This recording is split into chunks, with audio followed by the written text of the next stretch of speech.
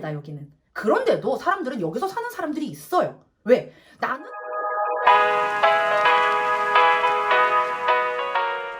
이제 우리의 브랜드 커뮤니케이션, 우리는 어떻게 가져가야 되느냐? 우리답고 일관되게 이야기를 해야 됩니다. 브랜딩이란 우리 눈에 보이는 모든 것을 컨트롤하는 것이라고 할 수 있어요. 오감으로 다 느끼게 해야 되는 거죠. 똑같은 걸 팔아요. 우리 브랜드 컨셉을 어떻게 가져갈 것인지에 대한 이해가 됩니다. 참외인데요, 똑같이 그냥 달지 않고 개운하게 단 성주 참외. 아침에 수확한 참외는 선별장에서 세척되고요, 막연히 단맛이 아니라 개운한 단맛의 성주 참외를 드세요. 뭐 이런 스토리를 파는 거죠. 근데 오른쪽은 보세요. 꿀참외, 산지 직송, 수확 후 빠른 출고. 자, 두 번째 예를 볼게요. 똑같은 제품입니다. 바디 트리머. 왼쪽 걸 보면 반바지 입기 전에 관리하세요. 반바지의 계절이 다가왔습니다. 그동안 숨겨왔던 지저분한 다리털을 정리할 때가 된 거죠. 똑같은 건데 오른쪽은 보면 무료 배송, 블락, 바디 트리머, 오렌지 2개. 목요일 5월 24일 도착 예정. 두 개 컨셉이 완전 다르죠. 자, 어디와 어디일까요? 왼쪽은 29cm라는 온라인 편집샵입니다.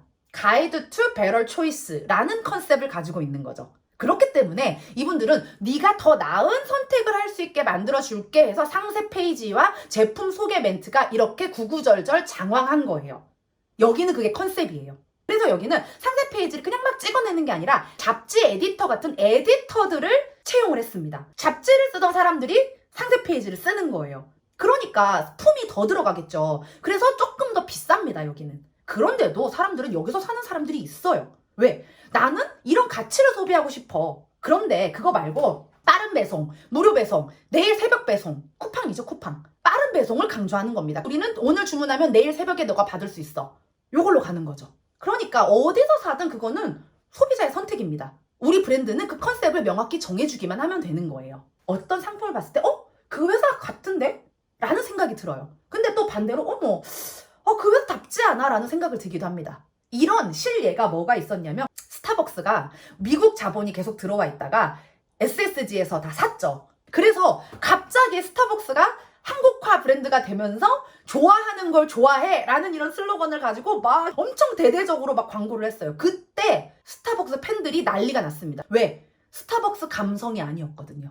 스타벅스답지 않다고 소비자들이 난리가 난 거예요. 이렇게 소비자들도 바로 느낄 수 있는 거, 뭐뭐 다움, 우리 브랜드 다움인 겁니다.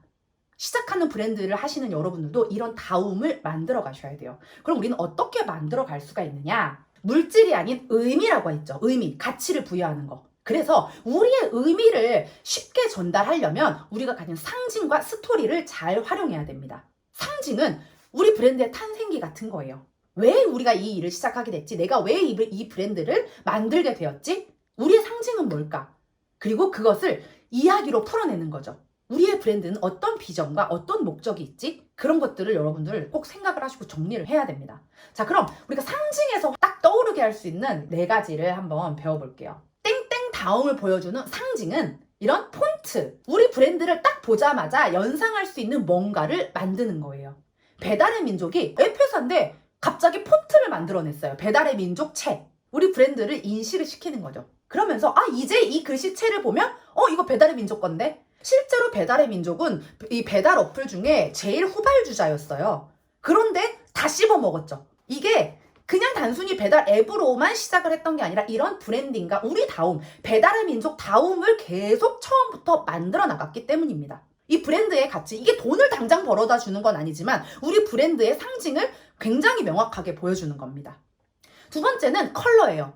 이 브랜드 하면 딱 떠오르는 컬러. 티파니 블루라는 이 민트색 이 작은 박스를 보면 심장이 두근두근 거려요. 그죠? 이 컬러에 우리가 학습이 된 거예요. 그런 것처럼 우리 브랜드 하면 떠오르는 컬러. 제 컬러는 보라색이거든요. 그래서 저는 제가 만드는 모든 컨텐츠, 그리고 제가 입고 다니는 옷이나 제가 가지고 있는 소품이나 뭐 여러 가지들이 전 보라색이 굉장히 많아요.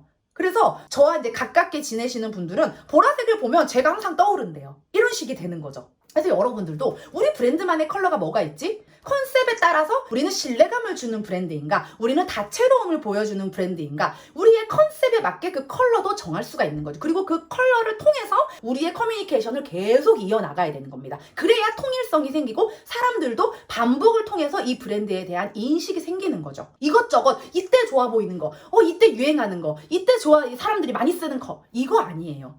그럼 우리도 그냥 그렇게 묻혀버리고 말 겁니다. 우리만의 컬러가 꼭 필요합니다. 세 번째는 우리만의 디자인을 가지는 것도 좋아요. 디자인 컨셉. 우리는 폰트를 꼭 이걸 쓸 거야. 우리는 꼭 이런 색깔의 디자인을 쓸 거야. 이런 모양을 우리는 꼭 함께 넣을 거야. 라는 것들이 아마 있을 거예요. 출판사, 브랜드는 작가의 영향을 되게 많이 받아도 굉장히 전통적이고 오래된 브랜딩만 하게 되는데 한 출판사에서 자기들이 시리즈 문고를 내기 시작합니다. 작가가 다 달라요. 하지만 컨셉을 잡아서 다른 일반 책들과 다른 얇고 조금 더 좁은 형태의 사이즈로 책을 만들어내고 그래픽을 활용한 디자인입니다. 그래서 매대에 이 책이 깔려있으면 유유 출판사 땅콩 문건에 하고 알게 되는 거예요. 그러니까 일관성과 통일성이 중요하다는 겁니다. 그리고 마지막으로 캐릭터. 카카오 프렌즈 이런 큰 캐릭터를 가지고 왔지만 실제로 요즘에는 작은 브랜드들에서도 자기만의 캐릭터를 많이 만들어내고 있어요. 제가 아는 요거트 가게 매장 하나 있는 데인데 캐릭터를 만들어서 굿즈도 팔고 스티커도 만들어서 용기에 붙이고 막 이런 걸 하더라고요. 우리만의 뭔가 브랜드를 만든다고 했을 때도 우리만의 컨셉에 맞게 캐릭터 만들 수 있습니다. 우리 타겟이 누군지를 알면 이런 것들도 구체적으로 조금씩 만들어 나갈 수가 있는 거죠. 자, 이렇게 우리를 보여줄 수 있는 상징 4가지를 배워봤고요. 마지막으로 다음을 보여주는 이제 스토리. 우리가 활용할 수 있는 스토리가 뭐가 있을까? 가치 스토리, 창업자 스토리, 고객 스토리가 있습니다. 첫 번째는 우리는 어떤 가치를 추구하는가? 그리고 누가 왜 이 브랜드를 만들었는지. 그리고 우리의 고객이 내돈내산 한 고객들이 우리를 만나고 어떻게 변했는가. 훅이 되게 중요하죠. 자, 이거를 간단히 좀 살펴보면은 가치, 우리가 가지고 있는 가치에 대한 이야기, 사람들이 어떤 니즈와 원트가 있고 우리가 그들에게 무엇을 주는지 우리가 가진 가치를 명확히 밝히는 게 중요합니다. 여러분 감자빵 아세요? 감자빵?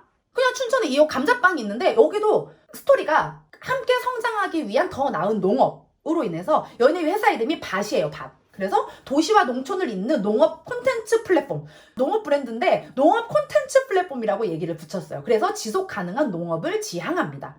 농부가 꿈이 되는 회사 밭입니다. 이렇게 전 세계의 모든 사람들에게 재치 있는 밭 스토리와 제품을 통해 농부의 가치를 전달합니다. 라고 명시를 하고 감자빵도 팔고 카페도 하고 있습니다. 우리가 가진 가치는 무엇일까? 내가 이 브랜드를 시작하게 된 이유는 무엇일까에 대한 이야기를 하시는 거 굉장히 중요하고요. 두 번째는 창업자 스토리. 누가 왜 이 브랜드를 만들었는가? 이게 여러분의 이야기죠. 아무도 따라할 수 없는 이야기예요. 여러분 토스 앱 있잖아요. 누가 만들었는지 아세요? 치과 의사가 만들었습니다. 되게 신기하죠? 치과 의사가 무슨 금융앱을 만들어? 왜? 근데 우리가 옛날에 공인인증서 쓰고 뭐 쓰고 할 때는 깔아야 되는 게 맞고 몇 번 갱신하고 너무너무 불편한 거예요. 그래서 이런 거 해결할 수 있는 거 없을까? 해서 토스를 만들어낸 겁니다. 그러니까 지금 토스는 어때요? 그냥 페이스 인식이나 비밀번호 하나로 바로 모든 게 되죠. 이 사람의 이야기. 금융을 할 생각이 있었던 게 아니라 사람들의 삶에서 불편한 것이 뭔가를 생각을 했고 내가 고객으로서 불편한 점을 나는 만들었다. 단순히 토스를 금융회사라고 안 부른다는 거죠, 스스로. 자, 마지막으로 고객 이야기입니다. 우리의 고객이 우리 브랜드를 만나고 어떤 변화를 겪었는가? 진정성 있는 고객 이야기는 우리 브랜드를 신뢰하게 만드는 가장 강력한 스토리가 됩니다. 이것은 상세 페이지에 쓸 수도 있고 우리의 콘텐츠로도 재활용이 가능할 수 있거든요. 사람들이 듣고 싶은 건 뭐다? 내돈내산 다른 사람의 훅입니다.